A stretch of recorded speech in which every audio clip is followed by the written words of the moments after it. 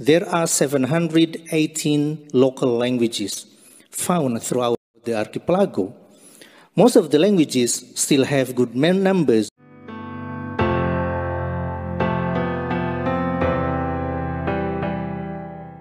Kami sebenarnya sudah mengingatkan berkali-kali, selagi Malaysia sibuk dengan ilusi alam Melayu, asyik dengan halusinasi kemelayuan dan mahawangsa Melayu, maka selama itu pula hubungan Indonesia dan Malaysia tidak akan pernah rukun. Ilusi kemelayuan dan memandang kaum Melayu Malaysia sebagai manusia paling hebat di alam semesta, justru akan menghancurkan kaum Melayu Malaysia sendiri. Celakanya, propaganda itu dilestarikan dan terus-menerus diwariskan ke anak-anak Melayu Malaysia. Hal itu pula yang menyebabkan orang Melayu Malaysia cenderung keliru memahami Indonesia. Mereka sering melihat Indonesia dari perspektif kemelayuan mereka, melihat Indonesia sebagai bagian dari alam Melayu. Bahkan ada orang Malaysia yang berpikir lebih naif lagi, yakni memandang Indonesia dari sudut Melayu Islam. Cara berpikir yang naif ini sama saja mengabaikan keberagaman Indonesia, menafikan prinsip Bhinneka Tunggal Ika yang dianut Indonesia. Lebih jahat lagi jika mereka paham, tapi sengaja memaksakan perspektif atau sudut pandang kaum Melayu Malaysia. Itu namanya sebuah kesombongan negara tetangga. Profesor Malaysia sendiri sudah mengingatkan hal itu, agar jangan terlalu taksub dengan kemelayuan. Selagi Malaysia berkeras menggunakan perkataan bahasa Melayu, itu Indonesia akan menolak kita. Jangan terlalu taksub dengan kemelayuan itu. Hanya saja, semuanya sudah terlambat. Indonesia sudah jalan sendiri, membawa bahasa Indonesia ke panggung dunia. Kerjasama dengan Malaysia dalam urusan budaya dan bahasa, seperti yang sudah terjadi selama ini, tak ada gunanya lagi.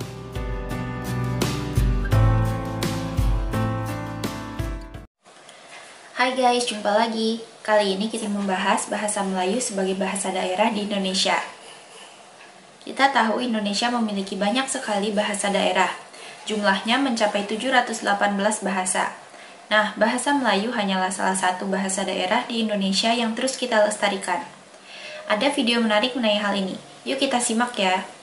Nah, sebetulnya apa sih Pak pentingnya bahasa daerah itu sendiri Pak? Ya, terima kasih Mbak Fitri. Ini pertanyaan yang sangat fundamental ya. Betul. Sangat mendasar kalau kita kaitkan dengan bahasa daerah. Apa sih nilai pentingnya gitu. Pertama saya ingin mengatakan bahwa Indonesia ini lahir dari kebinekaan. Salah satu kebinekaan itu adalah dalam hal berbahasa.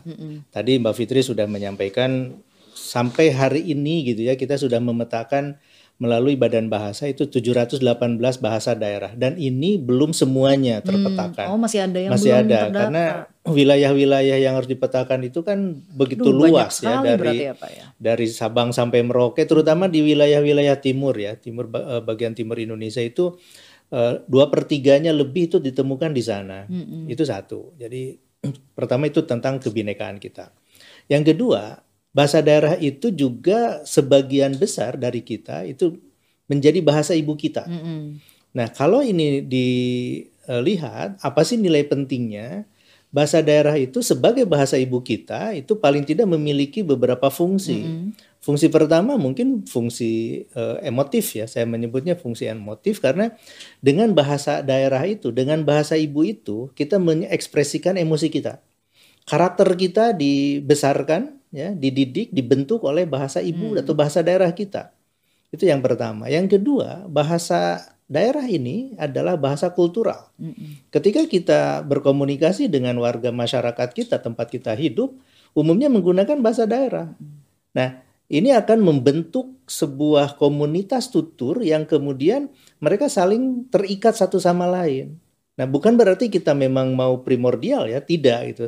Tapi kedaerahan ini menjadi penting, menjadi bagian dari ciri keindonesiaan kita. Itu yang kedua. Yang ketiga, bahasa daerah juga itu memiliki fungsi pendidikan. Nah, fungsi pendidikan ini beberapa riset yang kita baca ya, baik itu di negara kita melalui program inovasi misalnya, dan juga di beberapa negara lain, apakah itu di Asia, di Afrika, kemudian di Eropa bahkan gitu.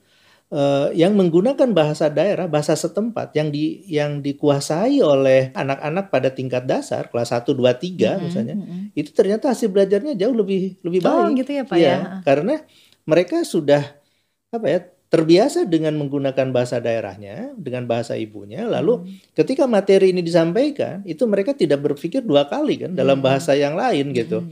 Misalnya kalau di Indonesia bagian timur misalnya, digunakan bahasa Indonesia. Padahal anak-anak belum mengerti bahasa Indonesia. Artinya mereka harus menguasai dulu bahasa Indonesia kan sebelum memahami materi. Jadi ada fungsi pendidikan. Yang keempat, bahasa daerah juga memiliki fungsi politik. Ya, fungsi politik misalnya kalau kita lihat kejadian berpisahnya Bangladesh ya dari Pakistan, dan kemudian tanggal 21 Februari itu dinyatakan oleh UNESCO sebagai Hari Bahasa Ibu Internasional, itu kan gara-gara mereka yang mempunyai bahasa daerah di Bangla itu kan dilarang oleh pemerintah tadinya. Nah ini gerakan ini yang kemudian besar dan akhirnya terjadi pemberontakan di sana sini, lalu mereka menjadikan bahasa daerah sebagai gerakan politik. Dan yang terakhir fungsi ekonomi. Ya, bahasa daerah juga kan bisa berfungsi sebagai fungsi ekonomi, misalnya membuat konten-konten gitu. Betul, sekarang ini banyak sekali. Kemudian dalam lagu-lagu ya, lagu-lagu bahasa daerah itu kan bisa dijual. Oke, lagi viral juga Pak ya, yang cover pakai lagu daerah itu ya. Betul. Nah, sekarang kita kan kemarin ini baru ada festival ya di Berlin menggunakan bahasa daerah ya, film Nana itu ya dibintangi oleh Happy Salma gitu. Dan itu kan full bahasa daerah. Ya. Bahasa daerah ini menjadi salah satu sumber untuk pengayaan kosakata bahasa Indonesia. Oh, jadi ada bagian serapan juga dari bahasa daerah. Betul. Sekarang ini dari data kita ya di dalam KBBI kita yang 116 ribuan itu baru sekitar 7.600-an itu kosakatanya diambil dari bahasa daerah. Yang sekali yang diserap dari bahasa daerah ya Pak. Ya, nah ini kira kita memang mengundang masyarakat penutur bahasa daerah untuk memberikan daftar istilah kosakata dari bahasa daerahnya yang memiliki konsep unik. Tapi mungkin ada syarat tersendiri juga ya Pak bagi bahasa daerah itu agar bisa diserap menjadi bahasa Indonesia, itu ada karakteristiknya lagi. Ada, itu terutama dia memiliki konsep yang unik yang tidak ditemukan dalam bahasa Indonesia. Ya, saya bisa kasih contoh misalnya. Ya, kata nyeri gitu ya. Nyeri itu kan beda dengan sakit. Ya, nyeri itu kan dari bahasa Sunda. Oh, gitu. Nah, ini kemudian diambil. Kemudian kalau kita suka makan ya, makan nasi, ada liwet nih. Liwet itu sesuatu yang tidak ada dalam budaya lain, adanya dalam budaya orang Sunda. Nah, ini kemudian diambil. Ngeliwet ya Pak ya. Ngeliwet gitu ya. Kemudian kalau ini sebentar lagi Ramadan ya. Nah, menjelang sore ngabuburit. Ada ngabuburit. Tidak ada kan budaya itu. Itu kemudian diambil. Begitulah guys penjelasan Profesor Aminuddin Aziz mengenai bahasa daerah di Indonesia. Indonesia juga dianggap cukup berhasil dalam merevitalisasi bahasa daerah yang terancam punah. Berikut ini adalah paparan Profesor Aminuddin mengenai bahasa daerah di Indonesia dalam sebuah seminar UNESCO tahun lalu. Aziz from Indonesia with my question. Indonesia is a country with 718 local indigenous languages. What is your country's policy in assuring that all those languages are preserved well? Over to you. Okay. Thank you, Director. Sampurasun, selamat sore, good afternoon. Thank you very much for the question, and this is a question that touches the very basic foundation of our language policy. Let me explain this way. The Indonesian Constitution and its derivative regulations recognize three categories of languages: national language, called Bahasa Indonesia, local languages, and foreign languages. In addition to this recognition, the regulations also further outline at least 4 points. 1, the status and functions of the languages. 2, the distributions of responsibilities or division of labors between the central and local governments. 3, the mandates for developing, cultivating, and protecting languages and literatures. And 4, the promotion of Indonesian language to become an international language. As the language of the state, Bahasa Indonesia, or Indonesian language, is used as the official language in the government and public services, as well as becoming the medium of instruction in education, used in business and trade transaction, and some other activities. The national language has also been stated as one of the national identities along with other 3 national identities: the flag, Sangsaka Merah Putih, or red and white, the coat of arms, Garuda Pancasila, and the national anthem, Indonesia Raya. Actually, Indonesia does not recognize the term indigenous languages, but rather we use the term local languages to refer to such kind of languages.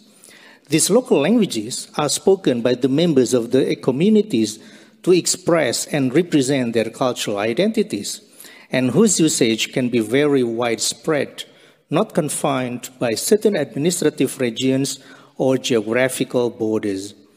In many places in Indonesia, local languages also become the mother languages that are used in home or domestic domains.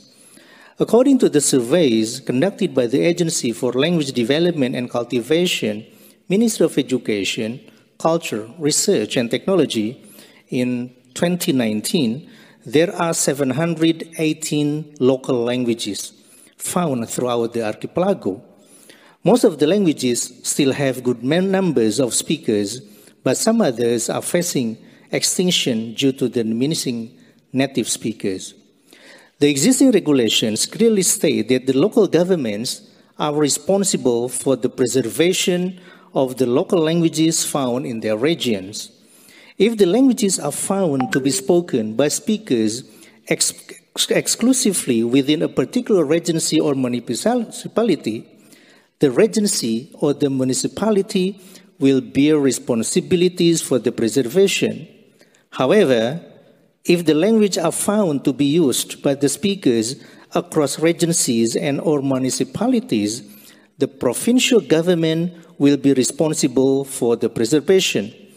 The central government will only formulate the general policies, facilitate and coordinate the implementation for the policies. To guarantee successful fulfillment of its mission, the central government established branch language agencies almost in all provinces in Indonesia. Schools learn their own local languages according to their learning interests. They are given a full freedom to choose a learning material that suits their interests, and they will learn the subject with their peers only. And for this year, 2020, we have revitalized 39 languages, and more than 3 million people have participated. Thank you. Begitulah guys, upaya Indonesia untuk terus melestarikan bahasa daerah. Bahasa daerah tetap dianggap penting, bukan saja sebagai warisan budaya, tapi juga bisa memperkaya kosakata bahasa Indonesia. Terima kasih sudah menonton sajian kami, sampai jumpa lagi.